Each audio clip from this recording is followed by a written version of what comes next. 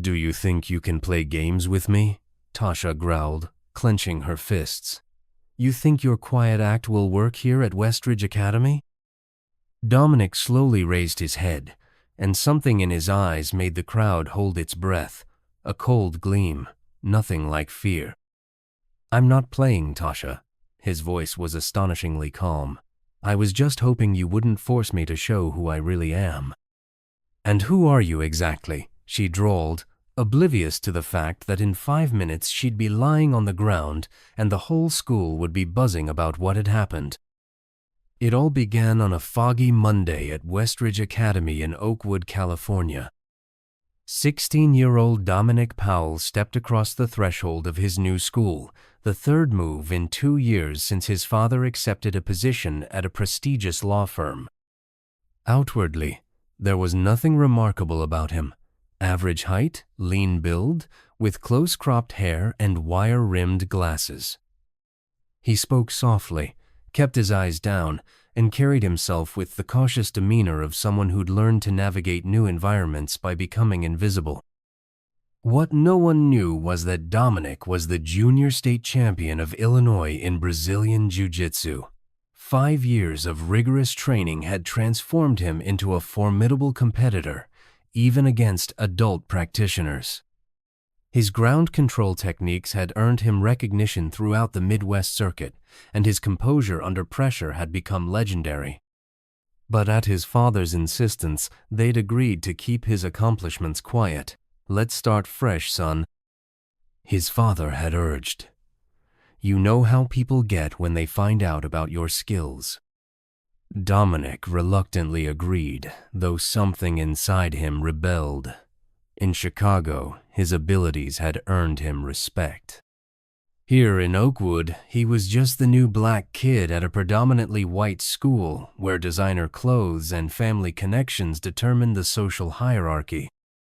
The trouble began during lunch on his first day. Dominic was sitting alone when a tall, athletic girl approached his table. She had perfectly styled blonde hair and moved with the confidence of someone who'd never been told no. Hey, new boy, she announced. I'm Tasha Reynolds. My family practically built this town. 2 other girls followed, one petite with a perpetual smirk, the other tall with calculating eyes. Nice to meet you, Dominic said quietly, returning to his tablet. Chicago, right? Tasha continued. My dad says that place is a war zone. Dominic felt his jaw tighten but kept his expression neutral. Parts of it can be rough, other parts are beautiful. Whatever, Tasha waved dismissively. Look, new boy, at Westridge, we have traditions. New students need to show proper respect. I'm not looking for trouble, Dominic said, gathering his things. Where do you think you're going? The taller girl, Sydney, placed her hand on his shoulder. Tasha's still talking to you. What exactly do you want? His voice carried a hint of steel that the girls missed entirely. Just a small contribution, Tasha smiled sweetly. Let's say $20 a week for social integration. I need to think about it, he finally said. Of course, Tasha allowed. You've got until tomorrow. The next morning, Tasha and her friends cornered him at his locker. Well, she demanded, have you thought about our arrangement? I have, Dominic said calmly, and my answer is no. The smile vanished from Tasha's face. Excuse me? I said no, I'm not paying you. You know what? I was going to be reasonable, but clearly you need to learn how things work around here. What followed was a coordinated campaign of harassment. Between classes, Sydney accidentally knocked his books from his hands. In chemistry lab, Vanessa spilled a foul-smelling solution on his backpack. By lunch, the situation had escalated dramatically. Dominic was sitting alone when Tasha approached again, this time with several members of the girls' lacrosse team. I hear the new boy thinks he's special, she announced loudly, thinks the rules don't apply to him. Tasha, please, Dominic said quietly. I just want to get through the day. And I just want you to understand how things work here. She picked up his water bottle and slowly poured it over his tablet. The device flickered, then went dark. Oops, she said with mock concern. Looks like you'll need a new one. The cafeteria erupted in laughter. Someone started recording. Dominic sat motionless, watching water drip from his ruined tablet. Inside him, a storm was brewing, cold and controlled, but dangerous nonetheless. What are you waiting for? Tasha sneered. Run to the principal? Call your daddy? Dominic stood up slowly. You just made a serious mistake, he said, his voice quiet, but carrying an unmistakable edge. And what are you going to do about it? Tasha laughed. There are 6 of us, and 1 of you. Dominic didn't answer. He simply picked up his wet tablet and walked out. In the bathroom, he tried to dry the device, but it was clearly damaged beyond repair. He pulled out his phone and called his old sensei in Chicago. Master Rivera, it's Dominic. Dom, how's California treating you? Not great. I've got a situation with some bullies here. After explaining the situation, his sensei sighed. Listen carefully, Dom. I know your father wanted you to keep a low profile, and that's generally wise. But sometimes hiding who you are becomes more dangerous than revealing it. What do you mean? If you keep letting them push you, they'll only escalate. People like that, they only stop when they encounter real resistance. But remember what I taught you, minimum necessary force. No more, no less. The rest of the day, Dominic considered his options carefully. By the final bell, he'd made his decision.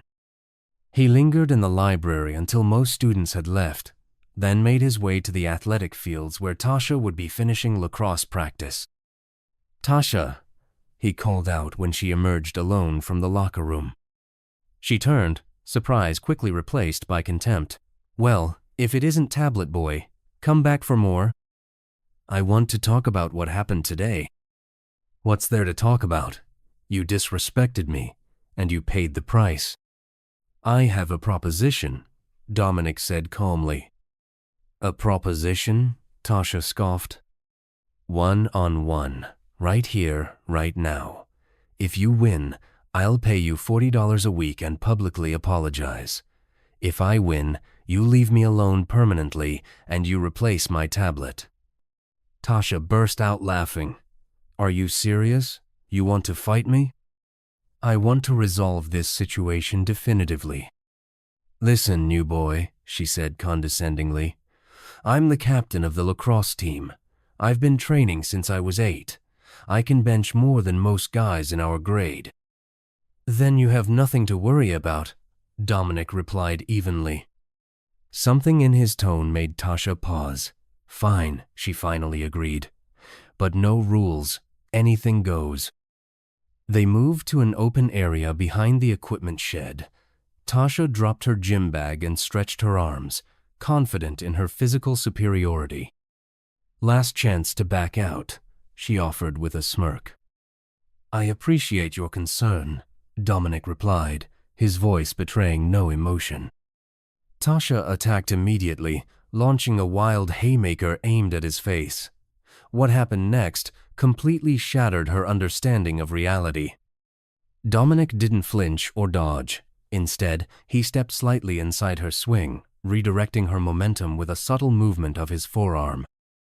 As her punch sailed harmlessly past his head, he executed a perfect hip throw, using her own forward motion against her. One moment, Tasha was charging forward. The next, she was airborne. She hit the ground hard, the impact driving the air from her lungs. Before she could recover, Dominic had established side control, pinning her with a technique that used leverage rather than strength. What? How? She gasped, struggling unsuccessfully to break free. First principle of jiu-jitsu, Dominic said calmly, maintaining the hold with minimal effort. Position before submission. After another minute of futile struggling, Tasha finally went limp. Fine, she spat. You win. Let me up. Dominic immediately released her and backed away. Tasha sat up slowly, rubbing her shoulder and staring at him with new eyes. Who are you? She demanded. Just a kid from Chicago who's been training in Brazilian Jiu-Jitsu since he was 11, three-time Illinois junior state champion. Tasha's eyes widened. You're a fighter? Why didn't you say anything? Would it have mattered? Dominic asked quietly. Or would you have just found another way to target me? Tasha looked away. I'll replace your tablet, she muttered. And the harassment stops, not just of me, but of everyone. The next morning, the entire school was buzzing with confusion. Tasha Reynolds, the undisputed queen of Westridge Academy, walked straight up to Dominic in the main hallway and handed him a brand new tablet. I'm sorry about yesterday, she said, loud enough for everyone to hear. What I did was completely out of line. Students around them froze in disbelief. Tasha Reynolds apologizing to the new kid. It was unprecedented. As the weeks passed, a strange transformation began at Westridge. Tasha and her friends stopped their campaign of intimidation against younger students. When freshman Zoe Parker was harassed by some seniors, Sydney, of all people, stepped in to stop it. The most surprising development came a month later when a group of underclassmen approached Dominic after class. Is it true? Asked Riley, a freshman who'd been a frequent target of bullying. Do you really know how to fight? I know some self-defense, Dominic acknowledged cautiously. Could you teach us? Another student asked. There's this group of guys from East Side High who keep hassling us at the bus stop. To his surprise, Principal Harrison was enthusiastic about the idea. We've been looking for ways to address bullying more proactively, she explained. A self-defense program could be exactly what we need. Within 2 weeks, Dominic was running after-school classes 3 days a week. What started with a handful of nervous freshmen quickly grew to include students from every grade level. Even more surprisingly, Tasha showed up at the 3rd session. Mind if I join? She asked, uncharacteristically hesitant. Everyone's welcome, Dominic replied. As the classes continued, something remarkable happened. The social barriers at Westridge began to break down. Seniors trained alongside freshmen, athletes partnered with academic club members. The first principle of self-defense isn't how to fight, Dominic explained to his students. It's understanding when to fight. Violence is always the last resort, not the first option. The real test came 6 weeks later. A group of boys from East Side High had been harassing Westridge students at the bus stop for months. When they approached Riley and her friends one afternoon, they found Dominic waiting with them. These kids with you? Demanded the leader, a tall senior with a varsity jacket. Yes, Dominic said simply, and they're not interested in whatever you're offering. Who do you think you are? The boy sneered, stepping closer. Just someone who believes everyone deserves to feel safe, Dominic replied. The East Side boy reached out to shove him, but his hand never made contact. With a movement too fast to follow, Dominic redirected the push, using the boy's momentum to send him stumbling off balance. That was a warning, Dominic said quietly. The next one won't be. The boy recovered and charged forward, swinging wildly. Dominic slipped the punch effortlessly and executed a perfect double-leg takedown, bringing his opponent to the ground with controlled force. He immediately established a dominant position, pinning the larger boy without causing injury. We can stop now, Dominic offered calmly, or this can get much worse for you. The fight went out of the East Side boy. When Dominic released him, he and his friends retreated quickly. Word of the incident spread like wildfire. By the next morning, Dominic's reputation had transformed completely. He wasn't just the quiet new kid anymore. He was a protector, someone who stood up for others. 3 months into the school year, everything changed again. A regional martial arts tournament was being held in Oakwood, and many of Dominic's students wanted to attend as spectators. At the venue, during a break, the announcer invited audience members with training to participate in exhibition matches. Dominic should do it, Riley suggested enthusiastically. Before he could decline, his students were chanting his name, drawing the attention of the organizers. His opponent was Jackson Reed, a college freshman with a reputation as a rising star. As they squared off on the mat, Jackson looked confident, clearly not expecting much from the high school kid opposite him. The match began, and within seconds, the entire venue fell silent in shock. Dominic moved with a fluidity and precision that belied his age. Within 2 minutes, he had secured a submission, forcing Jackson to tap out. The tournament director approached Dominic immediately after the match. "That was extraordinary," he said. "Have you considered training professionally?" Before Dominic could answer, a voice cut through the crowd. "He won't be competing anywhere." Alexander Powell pushed through the spectators, his face tight with anger. "Dominic, we're leaving, now." The drive home was tense with silence. Finally, his father spoke. "We had an agreement." "I know, Dad. I'm sorry. It just happened." "Things don't just happen, Dominic. You made a choice." "What was I supposed to do? My students were there. They wanted to see what I could do." "Your students?" Alexander's voice rose. "You're 16 years old. You don't have students." "Then why has the principal authorized my program? Why are kids who were afraid to come to school now showing up early? Why is bullying down 60% since I started teaching?" His father fell silent, gripping the steering wheel tightly. "Dad," Dominic said more gently, "I understand why you wanted me to keep a low profile. After what happened in Chicago." "That's exactly my point," Alexander interrupted. "You put that boy in the hospital. He and his friends attacked me with baseball bats. What was I supposed to do?" "You broke his arm in 3 places. It was self-defense." The jury agreed, Alexander acknowledged. "But that didn't stop the threats, the vandalism, his family making our lives hell until we had to move." "Dad," Dominic finally said, "I can't keep hiding who I am. It's not just about the martial arts. It's about standing up for what's right." Alexander sighed deeply. "You're so much like your mother sometimes." The mention of his mother, who had died 3 years earlier, hung in the air between them. "She never backed down either," Alexander continued softly, "even when it would have been easier."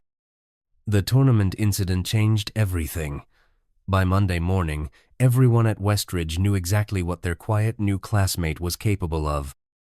Principal Harrison called Dominic to her office, where the district superintendent was waiting. "Mr. Powell," the superintendent began, "I understand you've been running an unauthorized martial arts program on school grounds." Dominic's heart sank. "Yes, sir. The results have been remarkable."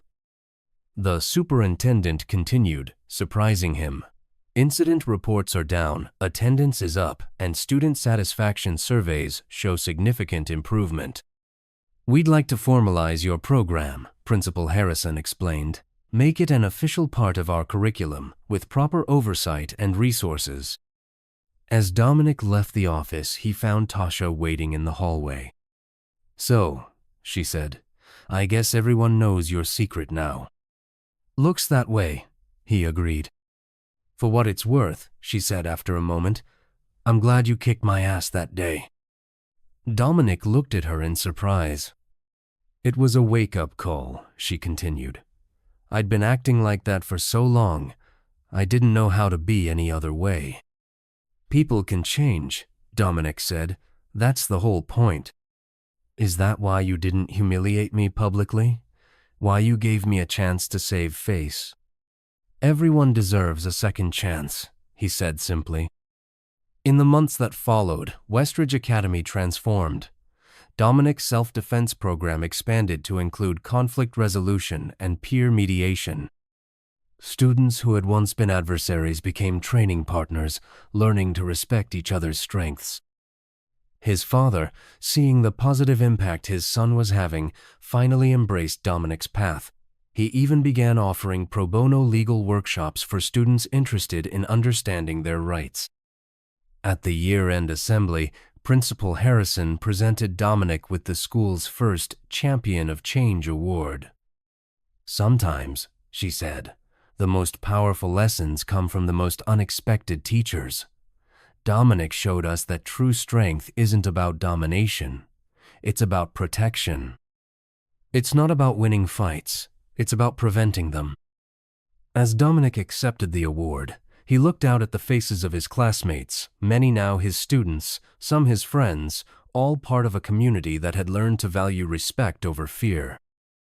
"When I came to Westridge," he said, "I thought I needed to hide who I was to fit in. What I discovered is that we're all at our best when we have the courage to be authentic.